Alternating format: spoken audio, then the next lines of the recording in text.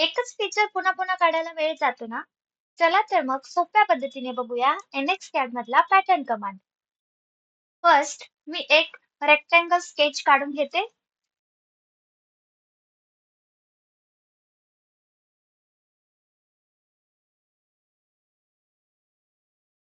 Finish sketch केल्यानंतर मी extrude केला आहे. पुन्हा एकदा आपण स्केच काढून घेऊया या फेसवर.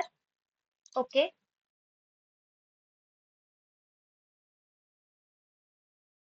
आता आपण ह्या सर्कलला एक्सट्रूड करून घेऊया.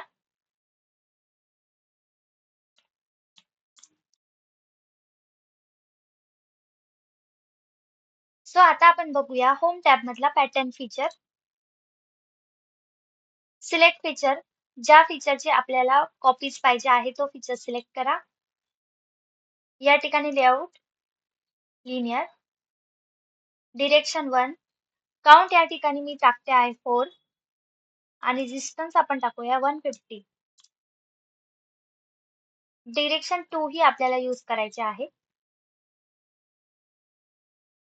फर्स्ट वेक्टर सिलेक्ट करूया X axis, then second vector select करूया झेड ऍक्सिस. या ठिकाणी ही सेम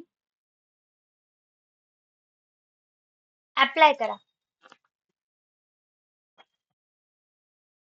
तर तुम्ही बघू शकतात NXCAD मध्ये पॅटर्न कमांडचा यूज करून आपण एका फीचरचे मल्टिपल कॉपीज तयार केल्या आहे.